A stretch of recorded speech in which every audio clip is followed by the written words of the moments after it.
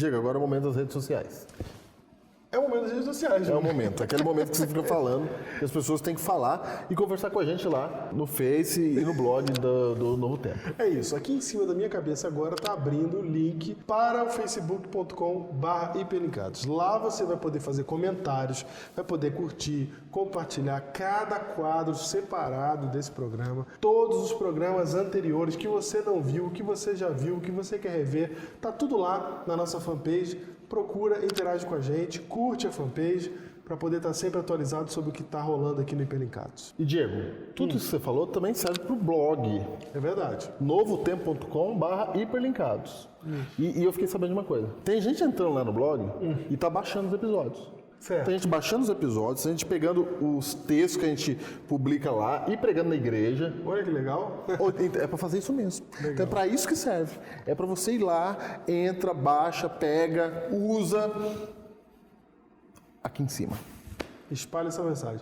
Você está levando o que a gente está estudando aqui na Bíblia para outros lugares, você nos representa. Tamo É junto. isso mesmo. Então vamos estudar a Bíblia mais um pouco. Paulo, ele diz o seguinte: mesmo que você fale a língua dos homens ou dos anjos, se você entregue seu corpo para ser queimado, se você distribui todos os seus bens entre os pobres, que são ações que parecem de um bom religioso, lá diz assim, ó, mesmo que você faça tudo isso, se não tiver amor, nada disso aproveita. Então é possível você fazer tudo isso, né? Distribuir os bens para os pobres, etc., não por amor. Isso é bem interessante. O amor de Deus aí, ele é chocante, ele é absoluto. Então, o que Deus está pedindo para a gente ser, quando Ele fala para a gente ser perfeito, é para a gente ser semelhante a Ele. E buscar essa semelhança com Deus é muito importante e, às vezes, não tão simples quanto a gente imagina.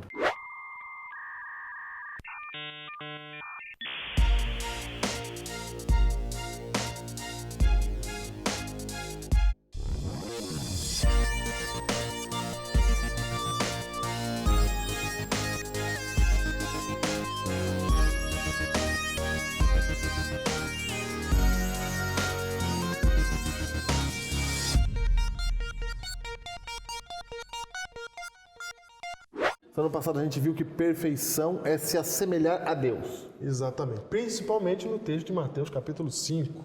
Exatamente. E nós vimos também que quem é Deus? Deus é amor. O principal atributo da perfeição é o amor. Foi isso que a gente viu na semana passada. É isso. Não é? Vimos também que a gente tem a tendência de olhar e imaginar a perfeição como ausência absoluta de erros ou ausência de pecados. Isso. Certo? Diego, agora Deus não trabalha sem erros. Opa, o que você está falando aí? Não, porque às vezes a gente acha que para Deus trabalhar tem que acabar o erro. Deus só age se a situação onde ele for agir, ela não tiver erros. Exatamente. Se tiver erros, ele não vai agir. É assim que a gente pensa. Muita gente acha isso. Então, por exemplo, uma igreja que está cheia de defeito, Deus não opera lá. Não opera lá. Não é isso? Seria isso. Uma pessoa cheia de defeito, Deus não opera nessa pessoa. Na vida das pessoas. Por Seria quê? isso. Porque ela está cheia de Defeitos. defeito. E Deus não é... Deus é perfeito. Deus não vai...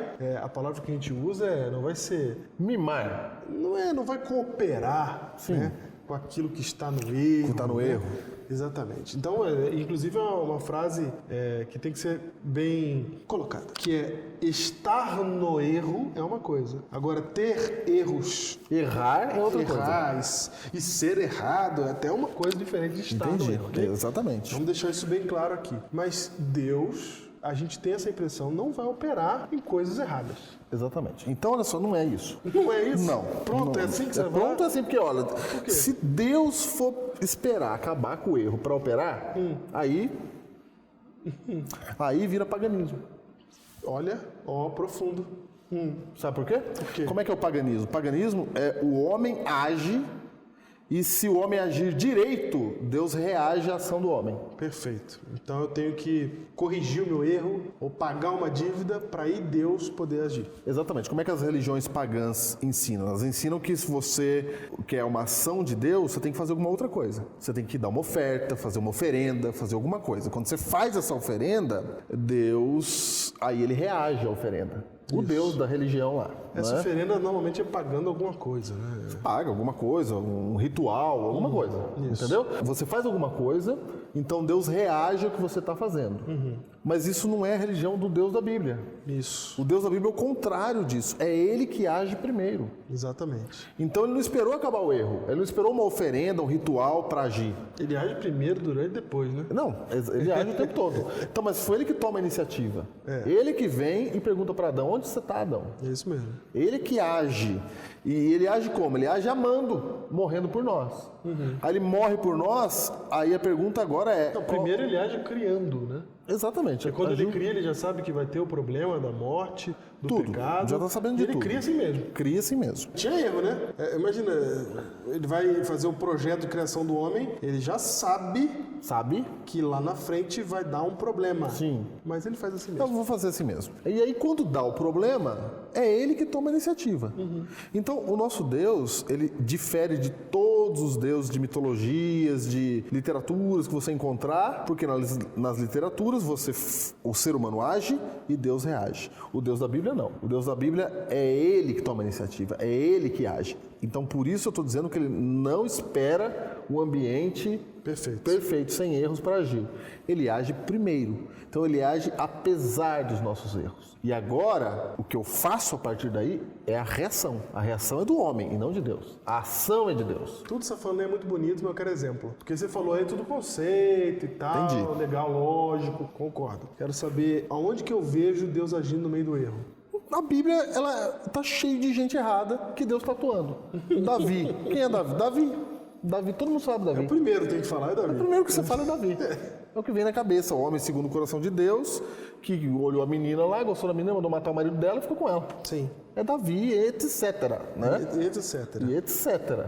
Você tem Davi, você tem Salomão. Tem Saul, que é um rei que ele chamou, que estava tudo certo no começo, mas depois... Deu errado.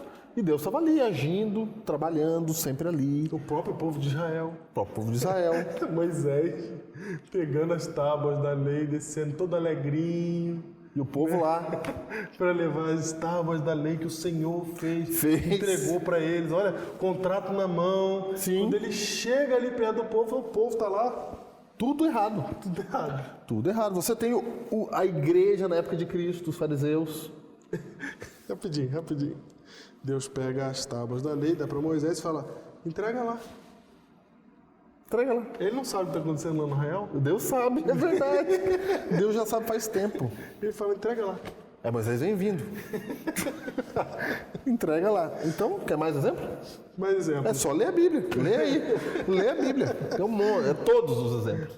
Não, na verdade, Deus só age no meio do erro. Deus só age. Porque não tem nenhuma ocasião que não tem erro. Ele vai pegar discípulo lá, ele pega Pedro. Pedro.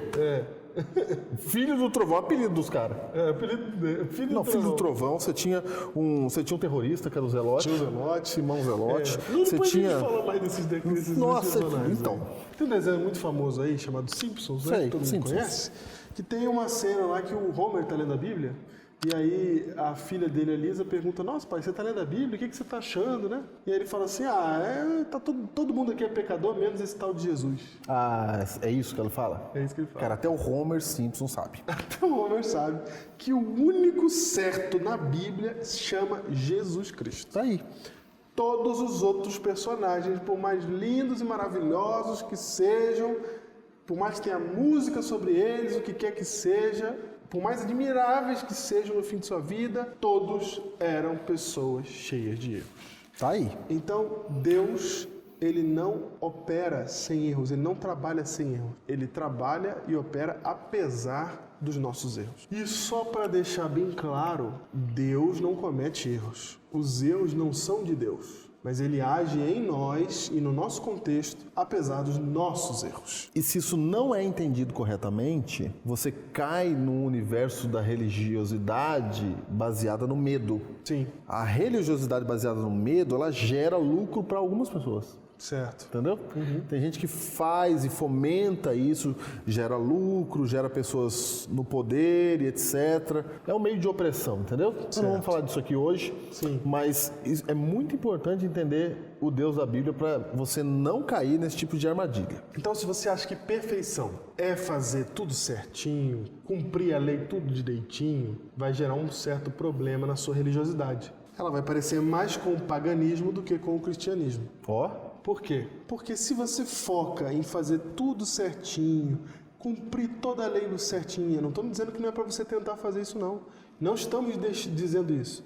É para você lutar para ser o mais certo possível, para corrigir todos os erros da sua vida. No entanto, se você acha que perfeição é isso, você vai cair no seguinte problema. Você vai começar a focar a sua religiosidade e o que você é em relação a Deus no sentido do que você faz. Então, o fazer passa a ser o principal na religião, João. na verdade, eu acho que o não fazer passa a ser principal. É o não fazer também. A gente começa a falar assim, ó, o que, que não deve ser feito. Isso. O que não pode fazer. O que eu não devo fazer, né?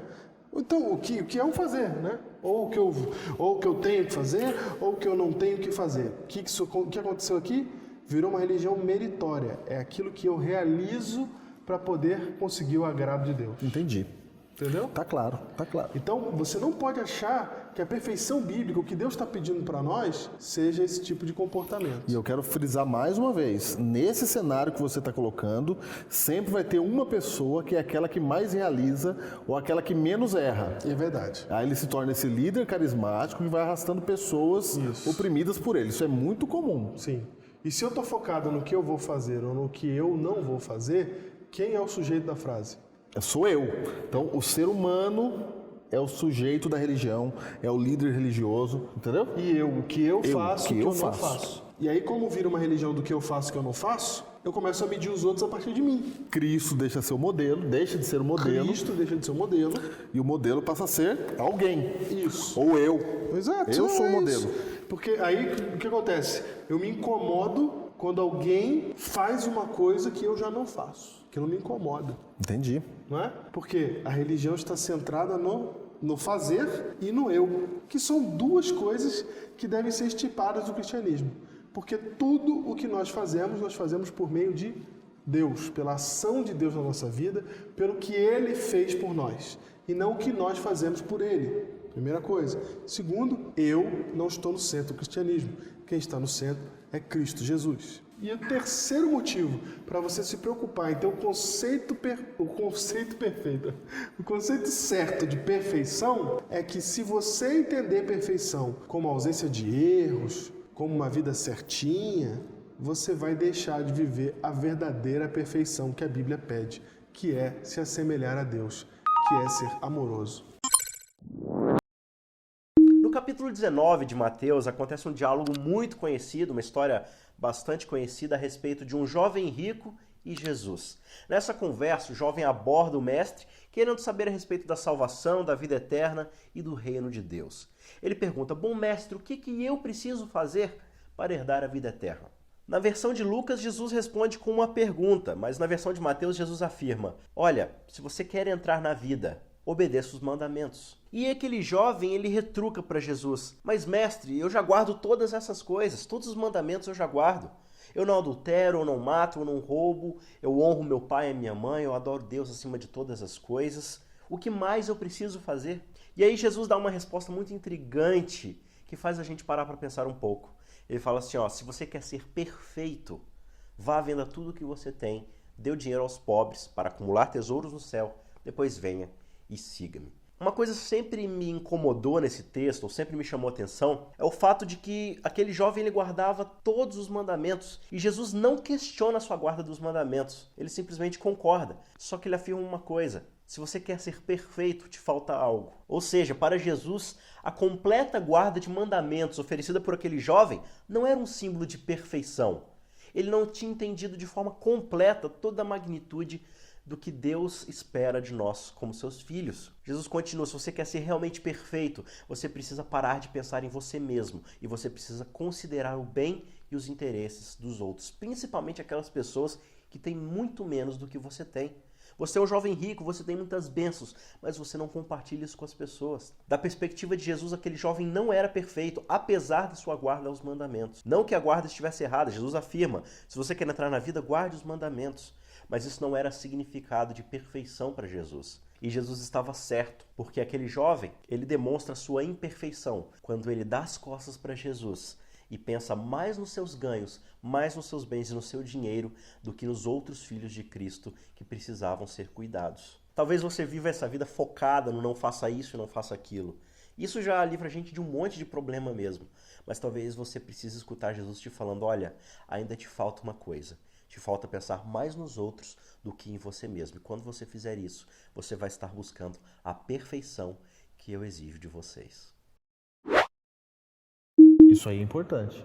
Então, na busca da perfeição, eu acabo não sendo perfeito. Exatamente. Aí vira um círculo vicioso. Exatamente. Quanto mais eu busco, nesse sentido aqui, que eu estou buscando de forma errada, Isso. menos eu consigo me tornar aquilo que Deus quer que eu seja. E quanto mais você chega perto do conceito errado de perfeição, que é a ausência de erro, você começa a ficar longe do Evangelho, deixando de viver a verdadeira perfeição. Vamos olhar aqui um pouquinho para a essência do Evangelho. Vamos olhar aqui um pouquinho para isso. Júlio, lê pra gente aí Lucas 9, 23 a 24. O que é ser um discípulo de Jesus? Fala para mim. Dizia a todos: se alguém quer vir após mim, a si mesmo se negue, dia a dia, tome sua cruz e siga-me. Pois quem quiser salvar a sua vida, perdê-la-á. Quem perder a vida por minha causa, esse a salvará. O que você Isso aqui é radical, isso aqui. Isso aqui é radical. A gente até vai fazer um outro programa só sobre isso aí. Só sobre isso aqui. Mas aqui, só para você não perder de cena o que está sendo dito. Ele está dizendo assim, se quiser me seguir, se quiser fazer como eu, se quiser vir comigo, faz o que, Júnior? Tome a sua cruz, Negue-se a si negue-se mesmo. a si mesmo, Ok? Então o eu tem que sair de cena. sai o eu de cena. Negue-se a si mesmo, toma a sua cruz, vem comigo até a morte. Se Tomar a cruz é morrer, é isso. Tomar a cruz é morrer. Se tentar salvar a sua própria vida, Você vai o perder. que é salvar a sua própria vida? É o eu. Sou eu, tô pensando em mim. Vai perder. Mas se perder a vida por minha causa, ou seja, se entregou completamente a Deus, então você ganha vida. Você ganha vida. Certo? Sim. Radical isso aqui. Radical. Claro. Tá falando de uma vida aqui de amar a Deus a ponto de ir com Ele até a morte. Até o fim. Até o fim. Até o fim. Ok? Ok. Esse amor que você está chamando de radical Sim.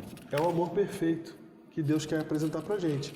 Dá uma olhada em João capítulo 15, Júnior. E o versículo, vou ler o 12 aqui, ó. O meu mandamento é este, que vos ameis uns aos outros, assim como eu vos amei. Meu mandamento é este, O meu mandamento é este, que vos ameis uns aos outros, assim como eu vos amei. faz eco com seja, Mateus 5, Faz ser Faz. semelhante a Cristo. faz eco com Lucas 6. Faz eco. Ok. Ninguém tem maior amor do que este. Ninguém tem maior amor. Então vamos agora, a gente vai entender o que é amor de verdade. O que é? Vai. Qual que é a maior expressão de amor? De dar a alguém a própria vida em favor dos seus amigos. Dar a própria vida em favor dos seus amigos. Que a gente acabou de ler em Lucas lá. Foi? Se quiser me seguir, vem comigo até a morte. Vem comigo Por quê? até a morte. Porque Deus ama. Deus é amor. E Ele ama até que ponto, Júnior? Até a morte. Até a morte. Nós somos chamados para ser semelhantes a quem? A Cristo. Aparecer com quem? A Cristo. E Cristo é o Deus crucificado. É o Deus que morre. E você sabe, Diego, que quando Cristo ele promete ressurreição para os seus discípulos, sabe o que ele está dizendo? Ele está dizendo assim, tá com medo de morrer? Tá com medo de ir até a morte comigo? Então fica tranquilo que eu te ressuscito depois. Isso. Tá tirando esse medo da Não, gente. não precisa se preocupar não. Pode morrer que eu trago você de volta. Isso. Ele está prometendo isso. E tem um outro texto ainda mais forte que fala um pouco sobre essa essência do Evangelho, que é 2 Coríntios 5,15. Nossa, esse texto é tremendo, hein? Lê pra gente. Não, vamos ler. Segura esse texto, olha só. E ele morreu por todos, para que os que vivem não vivam mais para si mesmos. Olha aí, Júnior. Para que os que vivem, ele morreu para que os que vivem e não vivam Vão mais para si mesmos, mas para aquele que por eles morreu e ressuscitou. A essência do Evangelho, ou seja, parecer com o Pai Celeste, ser filho do Pai Celeste. O que Cristo era quando ele estava aqui? Ele dizia que ele era filho de Deus. Filho de Deus. Ser como filho de Deus, parecer com Deus, é você ter a essência de Deus, que é amar. Amar até a morte, mesmo que isso leve a sacrifício. E aí você pode estar agora ouvindo a gente, depois desses 2 programas, falando assim: perfeição tem o que a ver com amor, né? É bonito o que eles estão dizendo. Bonito. É bonito. Bonito, mas deve estar querendo tirar o corpo fora. Tem alguma coisa aí. Bonito, né? mas não quer guardar a lei ali. Não quer chamar o guardar pecado pelo e tal. nome. Lembrando que nós não estamos dizendo isso. Você deve fazer tudo o que é certo, se esforçar para fazer tudo o que é certo. Só não pense que perfeição é isso, porque não é disso que a Bíblia está falando de perfeição. E eu vou mostrar isso para vocês em outros textos da Bíblia. Vamos lá, pensa que acabou? Vamos lá. Vamos lá, 2 Timóteo capítulo 3, verso 17. Opa, 2 Timóteo 3,17. Esse é conhecido. Esse é conhecido. Conhecido. E ele é usado num contexto, né, que é o contexto de falar sobre para que serve a Bíblia. Para que serve a Bíblia, exatamente. A Bíblia serve porque Deus tem um objetivo em trazer todo esse conhecimento para nós. O objetivo qual é, Júlio? Diz assim, toda escritura é inspirada por Deus e útil para o ensino, para a repreensão, para a correção na justiça. E agora quem entra o verso? Verso 17. A fim de que o homem de Deus seja perfeito. Opa, perfeito. Então a Bíblia serve para que o homem seja perfeito. Perfeito. E perfeitamente habilitado para toda boa obra. Você já ouviu o programa que a gente falou sobre boas obras. Falamos. Você já sabe que isso aqui é um termo técnico do Novo Testamento. Você já sabe que boas obras é referência específica a um tipo de comportamento. Você já entendeu isso. Você já sabe que são atos de amor. O texto está dizendo que o objetivo da Bíblia é que a gente alcance o conhecimento de Deus para sermos o quê? Perfeitos E perfeitamente habilitado para toda boa obra. e perfeitamente habilitados para atos de amor ou boas obras. Mas se você não está convencido ainda, aqui vai o texto final, Colossenses capítulo 3, versículo 14. Acima de tudo isso, porém, esteja o amor, que é o vínculo da perfeição. Está na Bíblia. Está na Bíblia. Está escrito aqui. O que é o vínculo da perfeição, Júlio? O que é que traz a perfeição? O que é que vincula a perfeição na nossa vida? Eu vou ler o texto anterior, posso? Por favor. Porque se tudo isso, o cara falar, tudo isso não Tudo quis isso, ler, né? não quis ler o texto anterior. Né? Põe no contexto, Júlio. Vamos pôr no contexto. Diz assim, ó, suportai-vos uns aos outros. Tá falando do amor ao próximo, será? Tá falando de gente que é insuportável. Ok. Tá certo? Conheço alguns. Perdoai-vos mutuamente. Essa parte. Não vai cortar não, ficou boa. Ficou boa. Não, essa ficou legal. Ficou legal.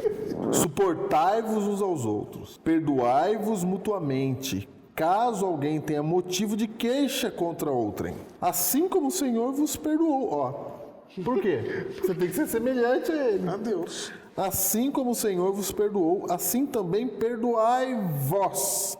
Acima de tudo isso, do quê? De gente ruim, né? Porém, esteja o amor, que é vínculo da perfeição. Em outras palavras, ele está dizendo, não adianta você estar bem com todo mundo, suportar todo mundo, se acima de tudo isso não estiver O amor. o amor, que é o vínculo da perfeição. Tá aí. Aqui está o vínculo, aqui está o elo da perfeição. Quando nós nos relacionamos com o nosso próximo. Sabe quando é que você mostra que você é perfeito? Não é quando você consegue abandonar todos os seus pecados e agora você consegue dizer, agora eu não tenho mais pecado. Não. A Bíblia diz que nós alcançamos essa perfeição quando nós nos relacionamos de maneira misericordiosa, perdoadora com o nosso próximo. Aí a pergunta que eu te faço é a seguinte: o que é que você faz quando aquela pessoa que você não gosta, ela pisa no teu calo? Que tipo de cristão é você nesse momento? Olha, e o desafio ele é enorme. O próprio Jesus ele disse que amar as pessoas que nos amam é gostar das pessoas que gostam de nós, ajudar as pessoas que nos ajudam. Isso aí é a coisa mais simples que tem de fazer. Até os próprios gentios fazem isso. Se você for numa penitenciária e você perguntar lá para um bandido, um assassino, se ele ama a mãe dele, a maioria deles vai dizer, mas é claro que eu amo minha mãe, rapaz. Como que eu não amo minha mãe? Tô até tatuado aqui, ó, mamãe eu te amo. Porque isso é natural, é comum. Agora, perdoar e amar aquelas pessoas que geralmente nos machucam, nos traem, isso daí é um dos maiores desafios da vida cristã. E é exatamente assim que a Bíblia trabalha a perfeição cristã.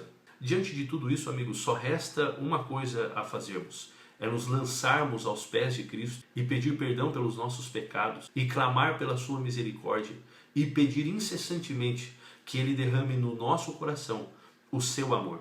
Aí sim você vai estar vivendo a verdadeira perfeição, a perfeição cristã, onde o foco não está em você, mas o foco está em Deus. Porque amor a Deus e amor ao próximo é um milagre que vem do alto. sem dúvidas para você que quando a Bíblia está falando em Mateus capítulo 5, verso 48, perfeição, sede perfeitos como perfeito é vosso Pai Celeste, é precisamente a interpretação que Lucas deu, sede misericordiosos como misericordioso é vosso Pai Celeste, porque perfeição na Bíblia é se parecer com Deus, é ser semelhante com aquele que deu a sua vida para nos salvar. Isso é parecer com Deus, um Deus de amor. E para você que é adventista, quero mostrar mais uma coisa aqui.